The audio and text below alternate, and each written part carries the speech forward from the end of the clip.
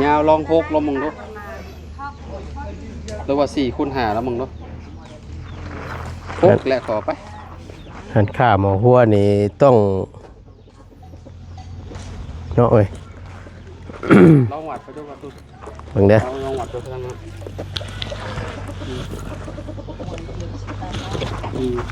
อันนี้ชี้นี่มีห้องนอนน้ำซีเนี่ย4 เมตรนี่อันนี้ก็ก้าวเพิ่งซื้อนี่เมตรในโต๊ะตัวนี้นี่ ของอันนี้อยู่แล้วล่านี่แหละ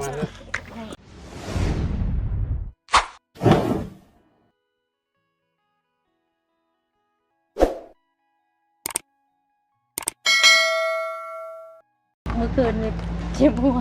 เอาเห็ดสบายดีอาจารย์หับเห็ดกระเล็บสบายดีเนาะเราจะไปหับอยู่ใช่กระเล็บว่าเด้อไม่ค่าไปครับกระเล็บใครเตือเดียวนึงก็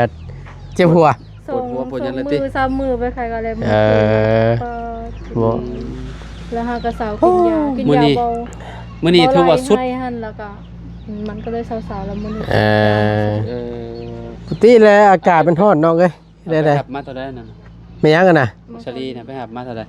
อัน210,000 210,000สอบ1สอบ1มีจักพักมีอัน3เท่าใด300 90อ๋อ90หน่วย90พัก90พัก90พัก90พักขาย2พัก 10,000บ่2พัก10,000 2พัก10ได้กำไรอยู่ 200,000 กว่าหักค่าน้ำมันเอาเลยบ่นี่น่ะยังบ่ยังอยู่เอาประมาณ80ชุกแล้วบ่ชุกแล้วฮะเอาแม่ชุกแม่สิชื่อซอยนี่แล้วฮะโยกก็ได้ชื่อซอยเพิ่นอยู่จัก10จัก20นี่ได้หม้อกำไรใช้ทุนมันได้ซะทุนมันกำไรอยู่ในกระสอบยังได้หม้อนะแต่ได้หม้อน่ะทุนบ่ใช้เวลาใช้กำไรจักนาทีตกอันนี้ใช้กำไรอยู่ห้องน้ำห่วยคือจังว่าอยู่ห้องน้ำนอกบ้านนี่ว่าอยู่ห้องน้ำยันมาเลยจะไปเที่ยวบ่ใส่หัวพอนี่เด้ประตูกำไรมันอยู่นี้จักพักเลยอยู่หั่นน่ะอันทางเฮ็ด28 ถุง28 ถุงเฮ็ดอยู่หั่น28 ถุง28 ถุงก็เท่าไหร่ถุงละ 10,000 บาท200,000กับ80บ่เนาะประมาณนั้นแหละเนาะเอานี่ก็เป็นกำไรตัวนี้ต้นทุนตัวนี้ระดับแรกนี่ต้องต้มเดือดเด้ตัวต้นทุนนี่ขายก่อนเนาะเดือดแล้วใครจะได้กินแล้วต้มประมาณ30 นาทีได้ผดพังอยู่เนาะประมาณชั่วโมงพุ่นแหละพี่น้องเพื่อเคี่ยวให้มันบ่สุกเข้าก็บ่มันท้องเด้โยบ่ว่าแต่เขาแล้วน้องเอ้ยอ้ายก็บ่ชื่อคือกันนั่นแหละบักจีดีบ่สุกเอากินเท่ากับ1ท้องเด้บ่สุกแล้วบ่สุกใครสิจะกินแนวมันแหละเฮ็ดให้มันสุกแหละบ่ได้ลงทุนกับในคู่บ่นั่นนี่น่ะเราข่าวเวียละซ้อนบ่มื้อนี้มื้อนี้บ่ได้ซ้อนหลานมาฮอดพี่เลยเนาะฝากอยู่เนาะคึบประตูเด้ออยู่พี่คือบ่ทมมันเบิดซะนั่นแหละจังว่าน่ะคือบ่ทมครึ่งนึงโอ้เสียดายอันนี้แม่เพิ่นพริกว้าวพริกเราบ่งามเราเสียดายกระทอนออกก็ได้ทอดไปปลูกมุงใหม่พวกเพิ่นลงมือเฮ็ดให้น่ะจะได้เต็มระบบเลยทั้งนี้ใช่จะหน่อยซื้อดินมาทมบิ๊กนี่จะหน่อยก็ดีแล้วเจ้าจะได้เสียรายคิดรายก่อได้น่ะเท่าไรก่อจ้างเพิ่นนี่1,500,000ไทยมาแต่พุ่นบ่ไทยแต่พุ่นแล้วมานี้ก่อนน่ะอยากได้3 ล้านคือบ่เอาลงตารางน้ำเนี่ยเฮ้ยขวดลงตารางน้ำนี่จังหน่อยพัดเดือนนี่เดือน6เดือน7มานี่โยจะได้ชื่อป่าปล่อยพุ่นแล้วน้ามันไหลเข้าเอ้ามันสูงบ่เนาะอาจารย์เนาะอยู่ทางนี้สูงเนาะเบิ่งก่อนนี่ทางนี้สูงพุ่นก็สูงพี่ก็สูงเพิ่นเป็นมุ่งอยู่ทางกลางบ้านนี่โอ้ป่านินนั่นแหละเจาะป่าได้ครับนั่นแหละไอ้จะชื่อไว้ปล่อยมาลุดมื้อใดเมื่อวานนี่บ่โดยคือหม่องเก่า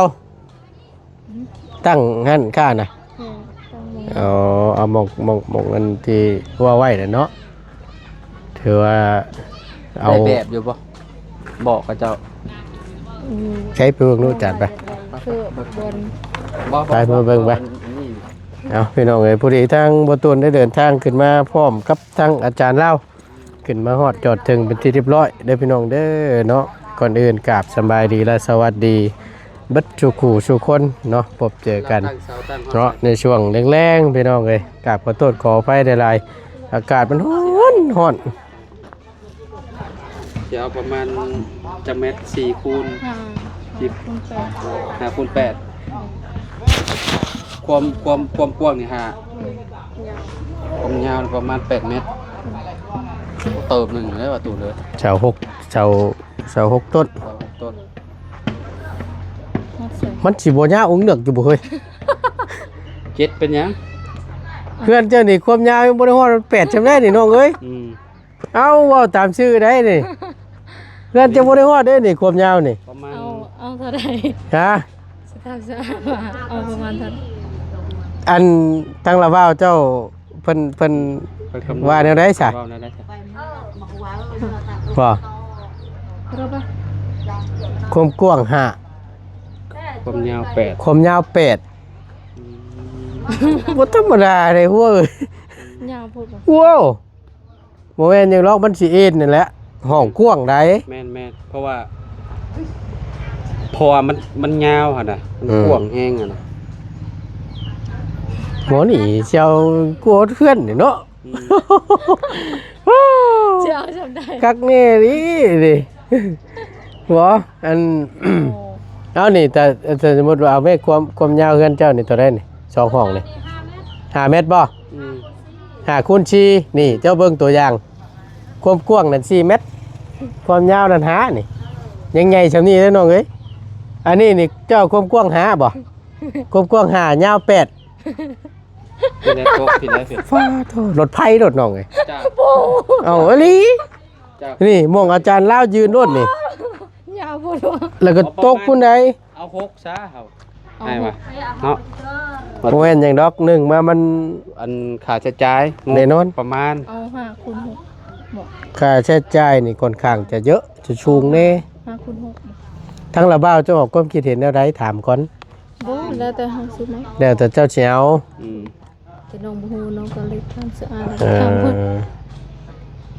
4นี่ก็กว้างอยู่ได้ มึงก็หาคูณ4นะ อืม นี่เฮือนใหญ่แล้วนี่ เพื่อนเจ้า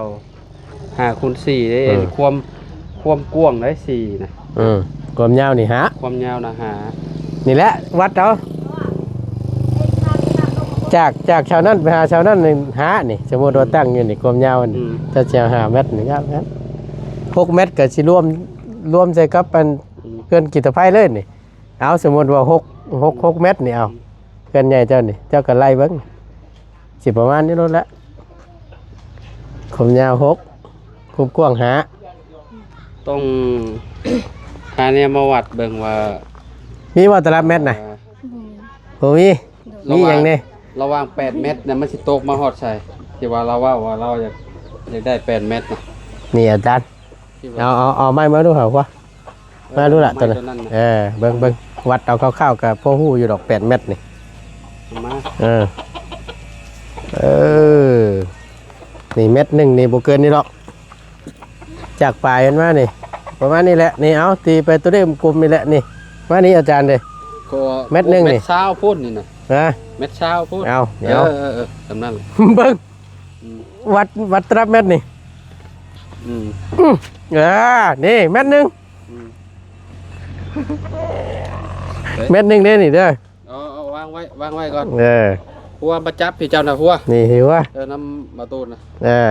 เออ นี่เม็ดหนึ่งนี่ เออ ปึ๊บ2เม็ด สอง เอาข้าวๆด้วยพี่น้องเด้อ เอาข้าว บ่ได้ว่านั่นใด ๆอ่า มันสิอยู่ประมาณนี้แหละนี่ นี่สี่ผู้นี้น้ำใหม่ตัวนี้นะ ยัง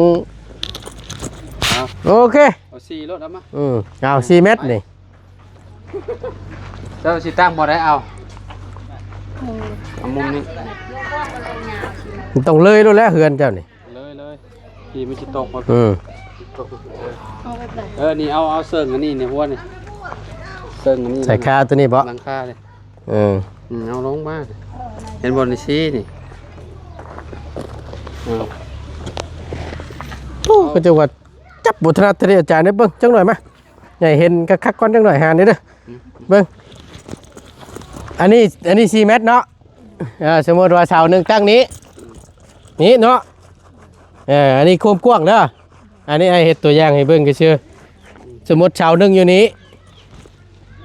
เจ้าว่าอยากได้5แม่นบ่ยิวบงตีนเจ้าหั่นแหละแม่นเบิ่งเอาบัดนี้ความกว้างน่ะพี่ กวงเฮงงูประมาณแบบ มองตีนเจ้าเลย ต้องล้น นี่อยู่ว่านี่แหละนี่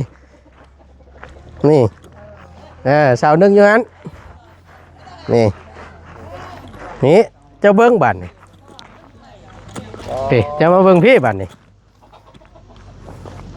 มาพี่ให้มาเบิ้งอยู่พี่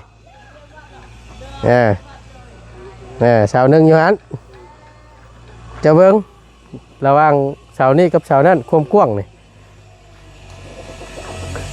ไอ้ยามันเอ็ดช่องจีนนะเนาะอาจารย์เนาะ เพราะว่ามันแก่6ต้นที่ เพราะว่าช่วงมันกว้างได้หาวะ ต้องระดับ12ต้นผมคะแนนเพชร เอาซีบ่ ถ้าสมมุติชี้นี่ก็จะอยู่ประมาณนี้ เด้นี่จะจำไม้ตัวนี้แล้ว นี่ ได้แล้วจำไม้ตัวนี้ นี่ชี้นี่เสาหนึ่งอยู่นี้ การค่ายังซีใส่ยังหลาย แม่นนั่นแหละประมาณนี้ ยาวเลย ความยาว เอาเท่าไหร่ ยาวลอง6ลองมึงดูหรือว่า4คูณ5แล้วมึงดู6แหละขอไป หันข้าหมอหัวนี่ต้องเนาะเอ้ย ลองวัดไปดูว่าตู้ เบิ่งเด้อ ลองวัดไปทางนั้น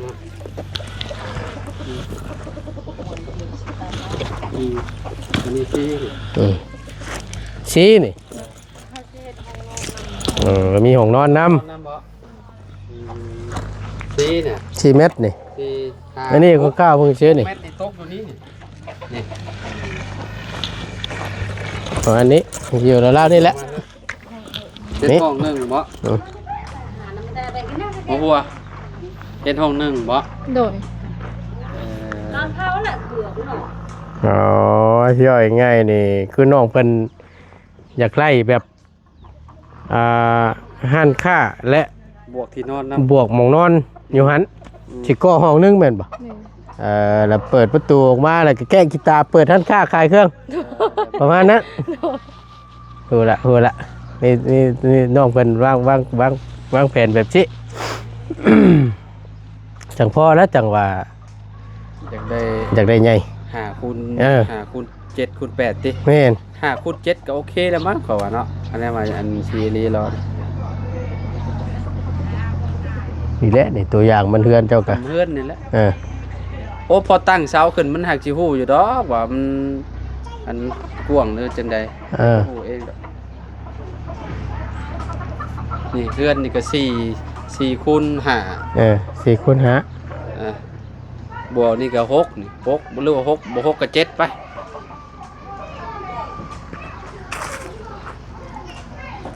แต่ว่าไม่ได้ซะความยาวเท่าไหร่น่ะ ไม่ก็มีแต่ต่อเอาอย่างเดียวเพราะว่าไม่ยาวประมาณ4เมตรเด้ อันนี้เด้ แม่ ยาว4เมตรเบิดบ่ แม่น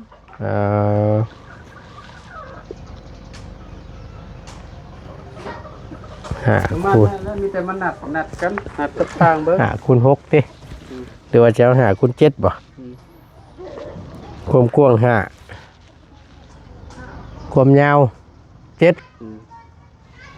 ดินบล็อกนี่น่ะสิพออยู่ดินบล็อกนะเพราะว่ามันบ่ได้สูงเด้ แม่นพออยู่ดอก ฟังลงไปประมาณเสายาวเท่าใดประตู ยาวย าวประมาณ4เมตรบ่3เมตร 3เมตร5 3เมตร5ฟังประมาณ50เซน บ่ฮอดก็ได้อาจารย์ประมาณสัก30นี่ก็เรือเฟือแล้ว แต่ว่าคะแนนตั้งขึ้นแล้วยันมัน เต็มสูงบ่ สูงก็งามแหละเนาะ แต่มันต่ำไปโพดกับบ่งามทำนั้นแหละ เพื่อต่อหลังไม้มันอีกเด้ชงมาเงียน แม่ ครับ นะบ่ไอ้สร้างนะบ่สาว ยัง ยังอยู่ ยัง ถ้าสั่งมาบัดเดียวเลยมัน อืม พออยู่บ่ เงินจากล้าน คำบ่พอเดียว บ่ฮู้บ่ได้นับเงินน้องจันฝากมา3ล้านแล้วก็ น้องจันฝากเงินมาใหม่บ่ ฝากมือเมื่อคืน บ่คันว่าบ่สั่งแล้วบ่ตูนบ่สิสั่งเซาให้ อืม ยันเขาเจ้าบ่มาส่งให้ มันหน่อยบ่ นี่ ตื้มกันเอา เพราะ ตื่ ว่าม กันแหละ โดย เจ้าก็ตื่มกันแหละกับบ่ตูนน่ะ โดยให้อายสั่งเลยแล้วน้องก็สิเอา พวก ให้เพิ่นจะเอาเอา แม่นให้บ่ตูน แห่ ทำ กับ แห่ ทราย ทำแห่ทำแห่กับทราย อืม เฮ้ชายอย่างละ เครื่อง ครึ่งเนาะ ที่ อาคีว้าวเย้ว้าวประชาเจ้าไอ้บ่ได้ฮู้ได้ อืม เนาะเห็นว่า บ่ได้ฮู้ได้เอาจับเจือมาสิพักน้ำนี่ เอาแห่น รถหนึงบ่ บ่ เครื่องรถ แม่นเอา3เม็ดก้อน 3เม็ดก้อน แม่นแล้วก็ทรายเอา4เม็ด ทรายนี่4เม็ดก้อน แม่นเพราะว่าน้องทำแล้วนาบ้าวน้อง เอ่อ มาเอาชิ้นนั้น 4เม็ดก้อน5เม็ดก้อนธรรมดาได้โอ้ได้อาจารย์เด้ สี่ เออ ทราย แต่ว่าราคานี่บ่ฮู้เนาะว่ามันเพิ่นสิคิด บ่ต้อง เท่าไหร่เนาะ ต้อง เขา ถา ก่อ ม นแห ให้ ละ เพิ่นไล่ก่อน ถามเขาก่อน ว่า เออ ถ้ามันแพงเกันไปก็ เฮาก็ลดลงติ เพราะน้องก็มีเจ็ดเราแล้วน้องถามว่ามัน เบิ่งเด้อส่วนใดที่สำคัญต้องการใช้ก่อนนี่ไม่ก็ แน มี วว่านั่นก็มีแต่พวกปูนพวกหยังแล้วก็แนวว่าสิตั้งปีนี้น่ะ ถ้าก็ว่ามีคิดไว้ในใจย่อสิได้ยกได้ย่ออยู่บ่ปีนี้ กับหู มันบ่ฮู้ ยัน บ่แม่นหยังถ้าสมมุติว่าสิยกสิย่อในอีกปีนี้นะบ่ล้นนี่ เดือน6นี่ก็ยุก แม่นายสิได้จัดแจงเป็นพวกปูนพวกหยังมาให้นํก็ได้ เพราะว่าตัวนี้มันก็จำเป็นต้องใช้เนาะอาจารย์ แม่น หรือว่ายังบ่มีเงินก็ตั้งเสาก่อนก็ได้ ตั้งเสาก็แน่นอนแล้วก็ต้องมีแหละปูน โดย ตั้งเสาเทคานใช่บ่ แม่น ตั้งเสาเทคานไว้มันก็ต้องมีละ1ปูน2เหล็ก แม่น เนาะ แม่น แต่เฮาสิเทน่ะตัวนี้เหล็กปอกใช้ตัวใดลวดมัดใช้จักก็นะเสาซ้ำนี่เฮาสิเอาเหล็กเทคานมันนี่เท่าไหร่บางเทื่อมันมี10ตุ้ยกับ10จอย10ตุ้ยมันก็ใหญ่ 10จอยก็ได้แล้ว 10จอยมันก็น้อยจอยหวยเลย ขนาดเล็ก เอาอันนี้ อืม ขนาดมันก็มีตามไส้ตามเกรดมันหั่นนะแล้วมันก็ราคามันก็สีลดลงอีกแต่ว่าใหญ่ตุ้ยราคาก็สิแพงก็เชื่อว่านะเห็นอะไรมีแต่ว่าเจ้ามีเฟซเพิ่นบ่ โดย ถามมึงได้สันเด้อทราย4เม็ดก้อน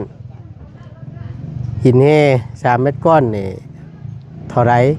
แต่ละอย่าง โดย แต่ว่าชั้นก็ว่าเฮาราคาแล้วเฮาก็มาบวกเป็นเงินเฮา โดย ว่าเนาะอาจารย์ ต้นแรงน้องสิทางเพิ่น แล้วเนาะมาต่อกันพี่น้องเอ้ยขอโทษขออภัยหลายๆเนื่องจากว่าอุณหภูมิเนาะในโทรศัพท์นี่มันร้อนเกินมันได้ตัดไปแน่น้อยหนึงเนาะขอโทษขออภัยหลายๆทางประตูนก็ได้พอดีเพิ่นเบิกเอาดินตรงนี้เนาะเบิกเอาดินตรงนี้แหละอันแปลงอยมองนี้ลงลั่นไปใช้พุ่นเนาะก็เนื่องจากว่าเนาะประตูนพ่อฮู้แล้วบัดนี้พี่น้องไอ้น้องเพิ่นอยากอันมีห้องนอนติดอยู่กับร้านค้าเลยว่าซั่นก็เลยเพิ่นได้อยากได้ใหญ่แน่น้อยหนึงว่าซั่นเนาะ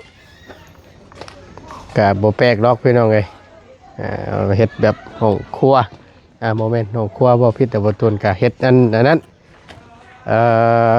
บ่อนนอนเนาะเฮ็ดห้องนอนห้องหนึงกันนะพี่น้องบ่ตุนพอเข้าใจแล้วแต่ว่าพี่แหละก็สมมุติว่าเอา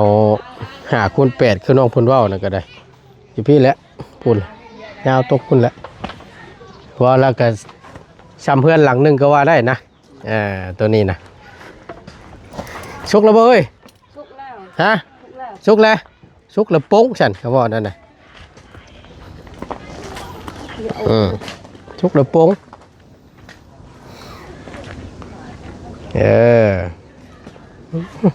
ถอยไวละบันนี่ครับข้างในได้เคียงกันด้วยเนาะครับ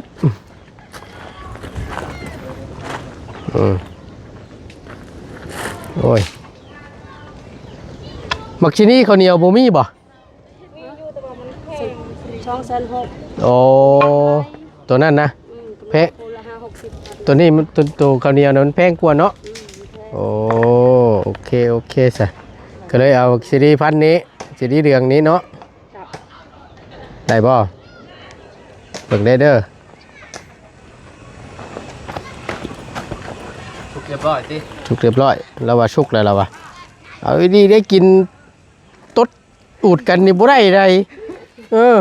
ยืงท้องนะไวได้เฮ้ยเนาะเอาตัวลุ่มเด้อเฮาเด้อ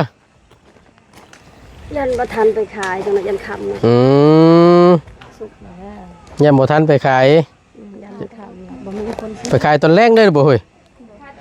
อ๋อ ขายแถวบ้าน หลอกขายแถวบ้านน้ำ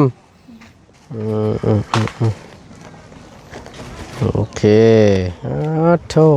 มีแต่พักใหญ่ๆลุงจะทำกระสุกคือกันข้างบนเทิงๆติ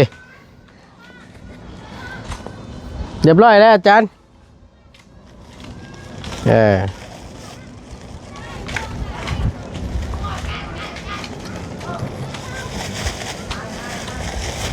โอเค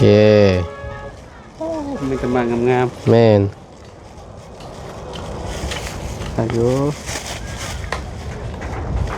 เอาลูกใส่เอาลูกจบซอย2ทงเด้อช่องหมาก10,000ติเฮ้ยหมากละ5,000เอามาสิซอยจัก2ถุงเอามานให้มันเอาดีกว่าเนาะเบิ่งหาเงินก่อนได้ซั่นเด้อบางสิหาผักงามๆเอางามๆคือผู้ต้มผู้กายนี่ได้กินได้บ่ได้เนาะเอาซอยเด้อ2ถุงโอเคมาให้เฮงมันๆขายให้เบิดไวๆเนาะโอเค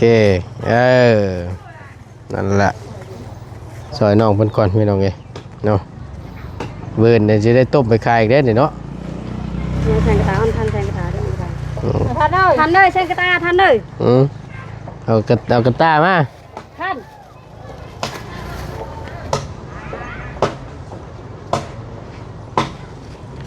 โอเคเอาเดี๋ยวให้ทั้งน้องมันใจถุงก่อนพี่น้องเนาะเอาโอเคนะเจ้าเด้อเดี๋ยวจะค่อยว่ากันน้องๆเรื่องเครื่องของเนาะแต่เงินเนาะบ่พอก็ตุ้มโฮมกันตื่มกันนี่แหละเด้อเวลาแจ้งบอกง่ายอีกทีนึงเด้อโอเคเอาเดี๋ยวให้น้องเพิ่นขายมักซะดีก่อนพี่น้องเอ้ยเนาะขอจบคลิปปิดคลิปก่อนไปลำลาละบัดนี้อยู่ดีมีแฮงสบายดีเด้อสบายดีล่ะสบายดีกะเก็บไว้เด้อเอางามคือผู้ต้มไม่ได้เด้อฮะโอ้ยนึ่งข้าวน้ำโยบ่เป็นหยังขอบใจหลายๆบ่เป็นหยังเนาะทุนขอบคุณหลายๆเด้อพี่น้องเด้อที่คอยเป็นกำลังแห่งใจและซัพพอร์ตทั้งบ่ตุนโดยตลอดมาเนาะเบิ่งคลิปโดยบ่ข้ามโฆษณา